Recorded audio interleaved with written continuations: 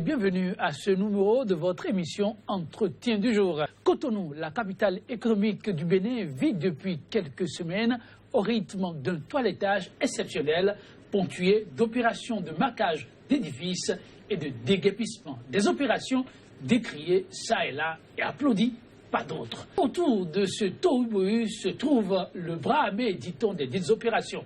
Le préfet du littoral, Modeste Toboula, que nous recevons pour vous.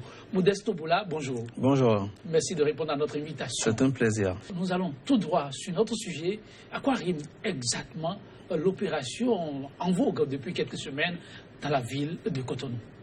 Merci, monsieur le journaliste. Il faut dire que dans le cas d'espèce, il s'agit pour le gouvernement de développer sa priorité en matière de développement, qui est l'assainissement urbain et l'aménagement du territoire en général. Donc cette opération participe, n'est-ce pas, de ce volet-là.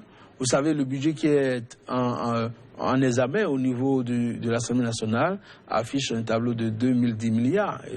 Et en regardant dans les détails, vous avez 148 milliards réservés à l'amélioration du cadre de vie.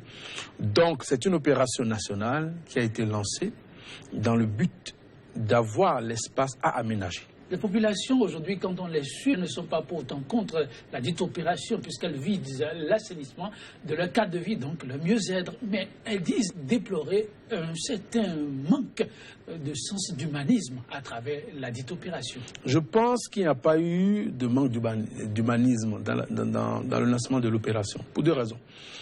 La première raison, ça fait déjà quand même 6 mois pratiquement que le gouvernement a pris cette décision. Nous n'avons pas manqué de communiquer dessus. Deuxièmement, il y a eu des séances de sensibilisation menées conjointement par mes soins avec le ministre du cadre de vie. Nous sommes descendus 2 fois déjà sur le terrain pour aller sensibiliser encore les populations. Et maintenant, nous sommes à une phase de marquage. Donc les opérations ne sont pas encore déclenchées. Elles ne sont pas... non, nous sommes dans la phase... Nous sommes toujours dans la phase d'annonce, de sensibilisation. Nous avons démarré l'opération sur le plan national. Bien entendu, Cotonou fait partie du territoire national, donc Cotonou ne s'appellera pas à ça. Encore que Cotonou étant la capitale économique du Bénin, c'est là où se déroule le plus grand nombre d'activités économiques, de commerce, etc. Donc je comprends aisément pourquoi les populations de Cotonou pensent que l'opération peut-être est dirigée contre elles. C'est faux, c'est une opération d'ordre national. Nous, au niveau du département, en tant que représentants du gouvernement et de chacun des ministres individuellement, nous avons l'obligation d'assurer la mise en œuvre, n'est-ce pas, de cette opération au niveau départemental, et c'est ce que nous essayons de faire. Est-ce alors la sensibilisation qui n'a pas pris pour qu'on observe ce à quoi on assiste, ce tohu-bohu? Non, il y a beaucoup de sensibilisation, mais nous avons un mal dans notre pays. Nous raccrochons tout à la sensibilisation et nous ne voulons pas prendre des mesures fortes pour aller de l'avant. Le comportement des populations, vous l'expliquez comment? Mais c'est naturel. Et lorsque vous avez une population qui a été habituée à l'incivisme pendant plus d'une dizaine d'années, vous comprenez que ce n'est pas facile pour elle de se départir des mauvaises habitudes. Or, nous avons dit qu'il faut rompre avec les mauvaises habitudes. La rupture a un sens. Ce n'est pas un slogan, ce n'est pas un peu comme on l'a connu ces 10 dernières années, des slogans politiques. La rupture a un sens et un contenu. C'est vrai, il ne faut pas aller un peu de manière trop forte. Mais nous estimons que nous ne sommes pas encore allés de manière forte. C'est pour cette raison d'ailleurs que le gouvernement a donné largement le temps qu'il faut pour que les populations comprennent le bien fondé de l'opération.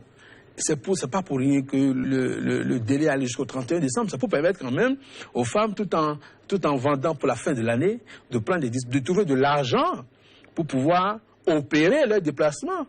Parce que si on l'avait fait plus tôt, c'est là où on va parler de manque d'humanisme. L'humanisme ayant poussé le gouvernement à laisser les bonnes dames, à laisser les citoyens mis en cause de rechercher l'argent de fin d'année et bien sûr de prendre les dispositions au lieu de dépenser tout cet argent à autre chose, de faire des provisions pour opérer les déplacements. Étant entendu que le 2 janvier, nous allons commencer la phase coercitive de l'opération. Nous serons fermes. Cela voudra dire que nous devons nous entendre maintenant pour que les populations elles-mêmes prennent leurs dispositions pour pouvoir opérer le déplacement qu'on leur demande. pour leur bien-être. Justement, dans ce sens, nous avons eu ce week-end 2 grandes manifestations, pour ainsi dire, des femmes des marchés du Bénin, le marché Missebon en l'occurrence, qui disent appeler au dialogue avec l'autorité. Ce que j'ai trouvé un peu de choquant, hein, parce que ça m'a choqué, moi. Ah bon? Ce que j'ai trouvé... La mobilisation de ces femmes? Oui. Elles disent qu'elles n'ont que ça. Et que je vais vous expliquer. Les empêcher de vaquer à les occupations. Non, c'est faux. Je vais vous expliquer. Cotonou a été pendant longtemps le théâtre de braquage, notamment dans la zone commerciale. Et c'est encore les Cotonnois qui accusaient à tue-tête le gouvernement Talon pour dire que le gouvernement Talon est incapable d'assurer la sécurité des citoyens. Maintenant qu'on en arrive à circonscrire le mal, à l'éradiquer parce que, vous vous souvenez, on a pu mettre d'état de nuit la bande de voyous qui opérait. Mais cela ne peut pas se faire sans sacrifice minimum.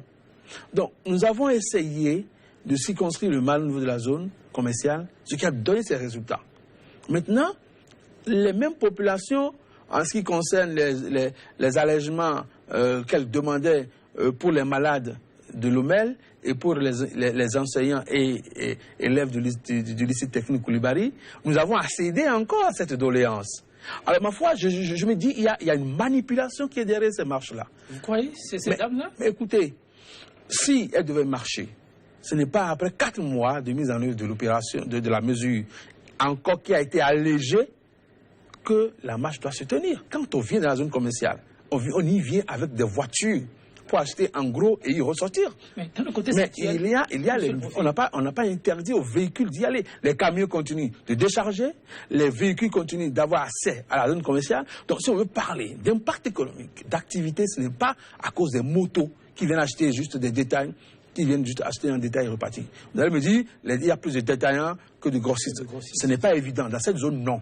Si c'est dans d'autres pays, je suis d'accord. Mais dans la zone commerciale, il y a beaucoup plus de grossistes que de détaillants. Dans le contexte actuel, oui. Qui a intérêt à manipuler ces femmes? Nous sommes en politique. Et nous ne sommes pas des novices en politique.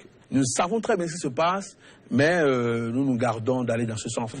On n'est pas dans ce sillage. Et pour ces gestionnaires de parcs automobiles qui sont montés eux aussi au créneau, vous répondez quoi? Non, mais écoutez, il y a trop de bêtises dans notre pays, excusez-moi le terme. C'est vrai. Je pense que nous devons assumer nos torts. Si vous avez une plaie que vous refusez de la penser, elle deviendra une gangrène, va vous amputer.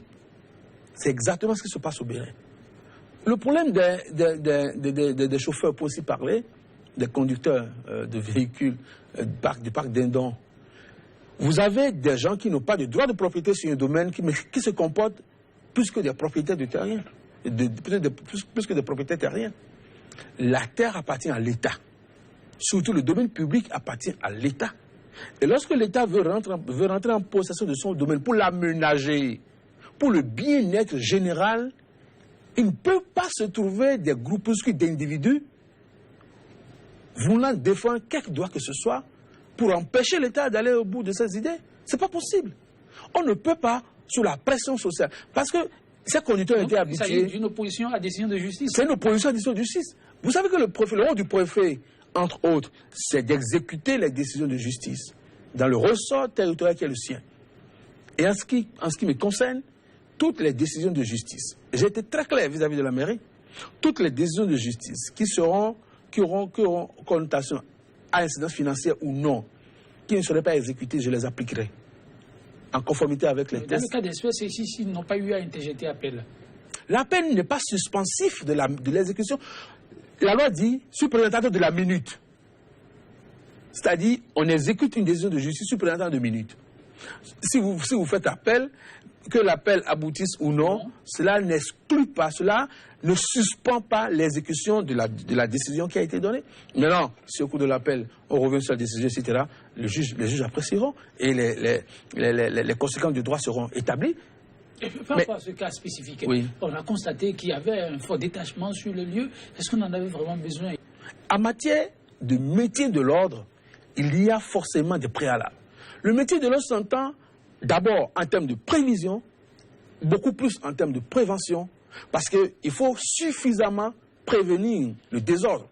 Maintenant, si malgré toutes les dispositions que vous avez prises, le désordre arrivait à s'installer, en ce moment, vous rétablissez l'ordre. Ce n'est pas parce que dans le rôle de prévention, dans notre rôle de prévention, nous arrivons à prendre nos responsabilités, nos dispositions, que tout de suite il faut dramatiser, il faut commencer par y trouver là des actes d'intimidation ou bien on est en état de guerre. Non. Il manque de discipline au Bénin, notamment à Cotonou. Et nous avons aidé, nous sommes décidés à aller jusqu'au bout, à faire comprendre à nos compatriotes que ce qui nous manque au Bénin, ce n'est pas l'argent. L'argent pour investir est là. Les hommes pour travailler sont là. Il nous manque la discipline. Et nous allons ensemble y arriver. Nous devons être un peuple discipliné.